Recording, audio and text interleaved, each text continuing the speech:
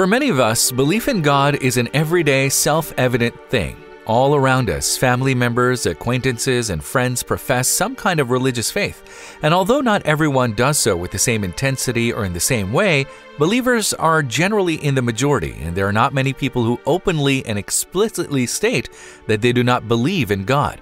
However, the situation is not the same in all countries of the world.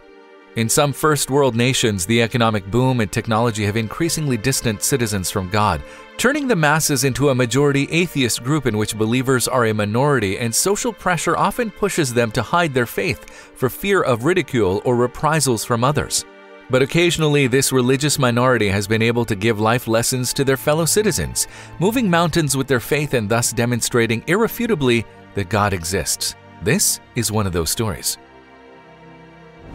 The woman who overcame the blasphemous and anti-religious environment in which she lived was called Azucena. She was born into a Jewish family whose grandparents were Holocaust survivors.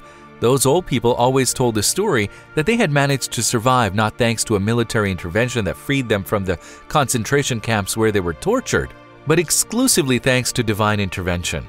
Also, if you have not done so already, please subscribe to our channel and click that notification bell to get inspired by these real-life stories every day. Now, back to the story. One day they had simply been put on a cart to be taken from the city to a camp where they would have been killed, and halfway there the vehicle that was transporting them had an accident. Their captors died, but they were unharmed, and since all they had been doing all this time was praying, they were convinced that it was God who had allowed them to escape unharmed from the accident so that they could escape to the border and give their testimony of life. Since then, the members of that family, regardless of the education they received in the educational institutions of their country, will never doubt their religious beliefs. Devotion to God will be the pillar of their lives, and they were always rewarded for it. Miracles did not cease to happen. Some members of that family were healed of seemingly incurable diseases, and all of them consolidated a considerable economic stability that allowed them to maintain a comfortable life. And this was the environment in which Azucena was born. From an early age, the girl experienced her religious devotion in a very intense and particular way, even within her family.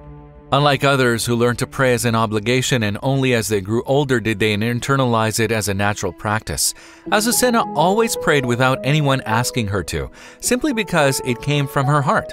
The little girl felt, although it would take her a long time to become aware of it, a strange force that rested inside her. It made her into someone special. She knew she was made for great things, but she could not figure out what exactly she should do with her life. As she discovered it, Azucena only found peace when she put her hands together and raised a prayer to heaven.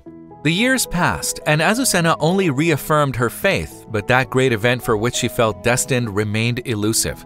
She was a good student at school and university and got a job as an office clerk, which, although it was no big deal, guaranteed her a decent salary with which to cover her expenses while maintaining the comfortable lifestyle to which she was accustomed. All this would make hers a quiet and happy life, but lacking the glory for which she felt predestined. And it was not that she was tempted by the futility of fame and easy success, it was rather that she was suspected that the great thing she should do had to do with her faith. She felt it as a divine mandate, and she was worried about not living up to the situation. She was worried about disappointing her God. The years continued to pass, and by the time Azucena was an old woman, she was convinced that she had missed her chance. Nothing transcendental in her life had taken place that could make her think that she had fulfilled her expectations of accomplishing something great.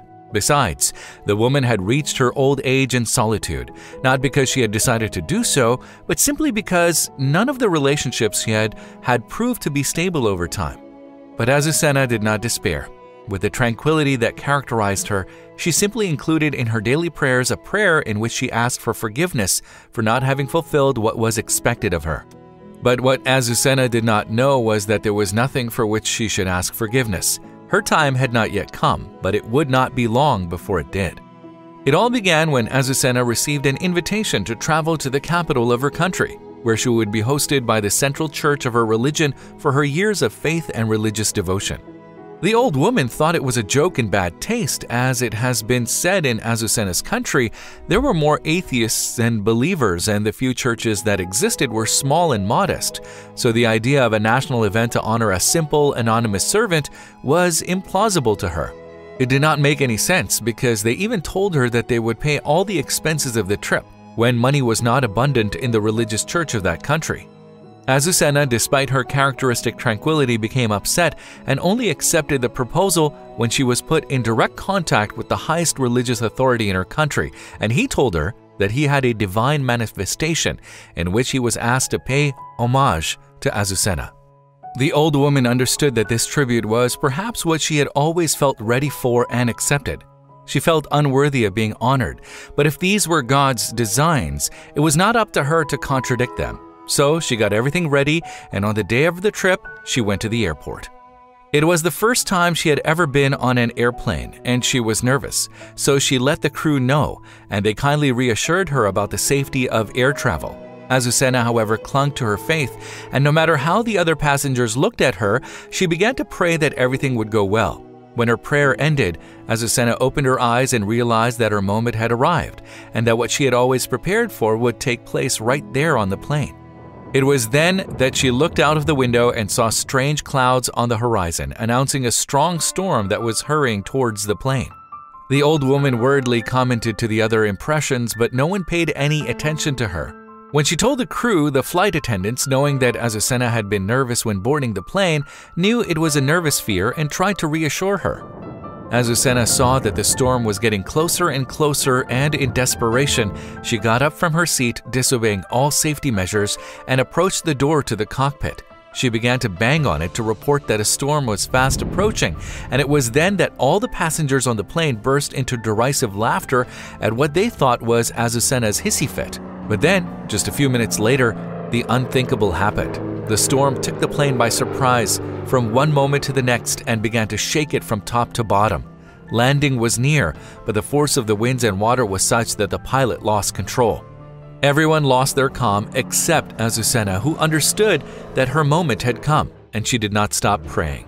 Remembering a biblical story in which God calmed the waters, the old woman stood up and ordered the storm to subside. And just at that moment, the pilot miraculously regained control of the plane and, although with difficulty, was able to land.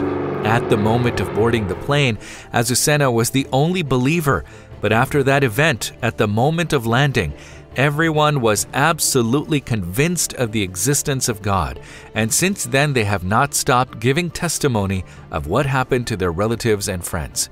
Happy, the old woman understood that it was that demonstration of the existence of God and not the homage they were preparing in her church what she felt predestined for all her life. If you liked the video, don't forget to like it and leave your opinion in the comments box. Subscribe to know more stories like this one and share them with your friends and family. If you liked the video, please give it a thumbs up and consider sharing it with someone who may find it interesting. Thanks for watching, and I'll talk to you in the next one.